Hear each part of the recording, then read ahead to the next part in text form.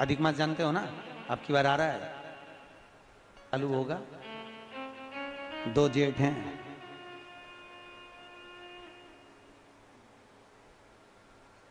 एक जेठ इतना भारी पड़े, 2 जेठ कहीं करेगा। 2 जेठ।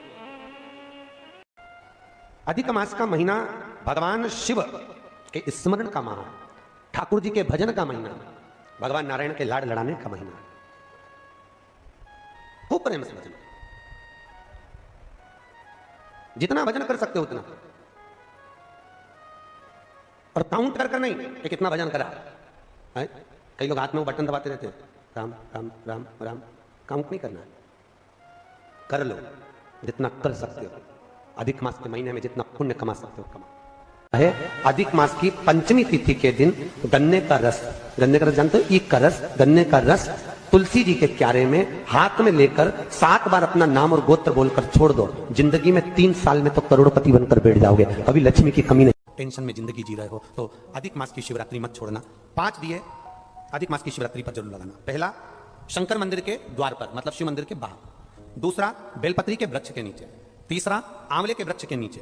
चौथा, नदी का घाट या कुएं का घाट या तालाब का घाट या सरोवर का घाट या आपके घर में कोई पानी का हंडा हो उसके पास में। और 5वां, अपने दरवाजे की चौखट पर राइट हैंड में दिया अवश्य लगा। ये अधिक मास की शिवरात्रि पर जरूर करना।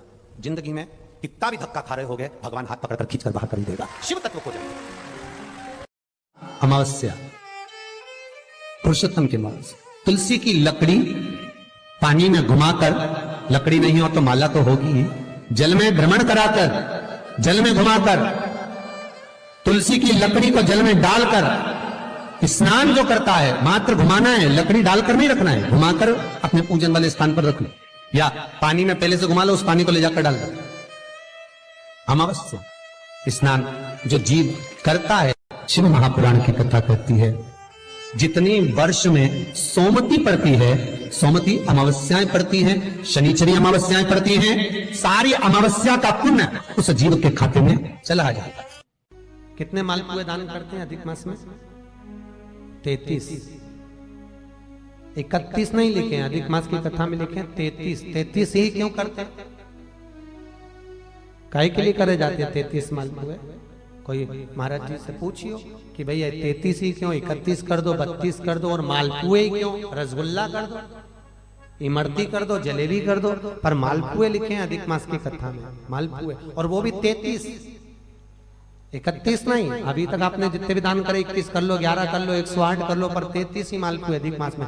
तो अधिक मास की कथा में यह वर्णन किया गया है कि मालपुए इसलिए दान करे जाते हैं क्योंकि मालपुए जब बनाए जाते हैं तो उसमें बारीक बारीक छिद्र हो जाते हैं। जितने मालपुए में छिद्र पड़ते हैं उतने नरकों में हमारे घर के पूर्वजों को जाना नहीं पड़ता और वो परमात्मा के धाम चले जाते हैं। इसलिए मालपुए दान कर जाते हैं, रसगुल्ला नहीं। और 33 क्यों? 30 दिन के तो 30, 31वें नंबर का मालपुआ। हमने अगर बेटी के घर का अन्न खा लिया हो, हमने बेटी के घर का अगर भोजन कर लिया हो तो उसका दोष ना लगे, इसलिए 31वें नंबर का मालपुआ दान होता है। 32वें नंबर का मालपुआ हमने ब्राह्मण और गुरु के घर का अगर कुछ खा लिया हो तो उसका दोष ना लगे, इसलिए 32वें नंबर का मालपुआ होता है। और 33वें नंबर का मालपुआ हमने किसी के घर का सूतक या सावड़ का खा लिया। सूतक सावड़ जानते हो ना आप लोग? मरे के बाद में अगर किसी के यहाँ कुछ पा लिया जाए तो सूतक का है, और सावड़ मतलब किसी के यहाँ बच्चा जन्म ले ले उसके अंतर्गत हम भोजन कर ले तो वो सावड़ का। हमने अगर सूतक या सावड़ का भोजन कर लिया हो तो हमें दोष ना लगे, इसलिए 33वें नंबर का मालपुआ होता है। ये 33 मालपुए का दान इसलिए करा जाता है कि हम नरकों में ना पड़े, हमारे पूर्वज, हमारे घर के जितने भी पूर्वज गए हैं वो नरक में ना पड़े, इसलिए मालपुए का दान देने से हमारे पूर्वज तर जाता है। मालपुओं का दान 33। तो शिव कथा कर रही है। चंचुला ने भगवान शिव के मंदिर में बैठकर कथा का रसपान करा, और उस रसपान को करने के बाद में मन में थोड़ा सा ग्लानि उत्पन्न हुई, थोड़ा दुख हुआ, मैंने क्या कर दिया, अपना जीवन यूं ही निकाल दिया, बचपन गंवा दिया, जवानी गंवा दिया, धेड़ी गंवा दी, और बुढ़ापा आ रहा है तो वो भी यूं नष्ट हो जा रहा है। चोरी का अन्न लाते थे, मैं खाती थी, वो जीवन गया। अब थोड़ा भजन किया, वापिस गई चंचुला। जिस ब्राह्मण ने शिव महापुराण की कथा सुनाई थी उसी ब्राह्मण के पास पहुंची, उसी ब्राह्मण के पास। ब्राह्मण देवता गुरुजन, आप मंदिर में शिव कथा कह रहे थे और कथा में मैंने बहुत सारा व्याख्यान सुना कि पापी को कैसा कैसा त्राण भोगना पड़ता है। प्रभु,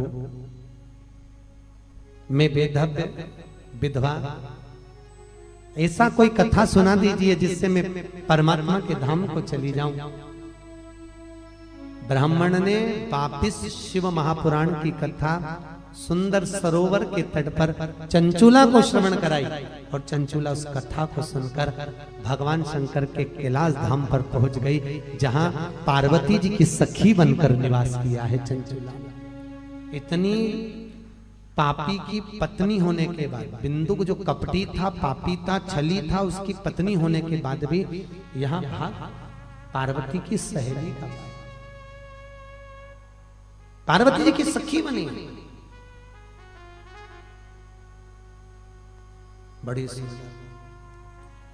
चंचूला के मन में आया कि मैं तो पार्वती जी की सखी बन गई, मैं पार्वती जी की सहेली बन गई, परंतु मेरे मन में एक दुख है, क्योंकि मेरा पति, अब मैं सहेली बनकर निवास कर रही हूँ, मेरा पति जिसने छल करा, जिसने चोरी करी, जिसने कपट करा, जिसने बेईमानी करी, जिसने प्रपंच करा, वो तो एक प्रेत योनि में हो गया, प्रेत योनि में घूम रहा है। उसकी मुक्ति कैसे हो, उसका मोक्ष कैसे हो?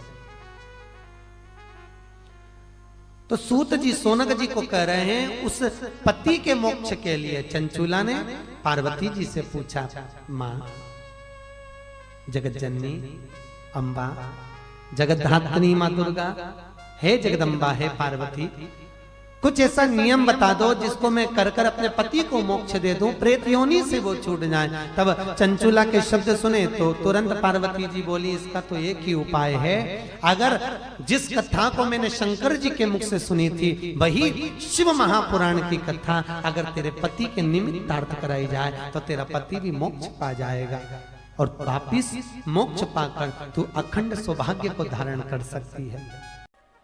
अरे बोलो जम के। 26वें नंबर के मालपुए पर अधिक मास में विष्णु पुराण में लिखा है, 26वें नंबर के मालपुए पर अगर वैजंती माला को रखकर दान दे दिया जाए तो जिंदगी में कभी कमर घुटने का दर्द होता ही नहीं है, कभी जिंदगी भर नहीं हो सकता। वैजंती का दान इतना प्रबल है। वैजंती माला 26 अधिक मास में 33 मालपुए में से 26वें मालपुए पर अगर वैजंती माला का दान कर दिया जाए तो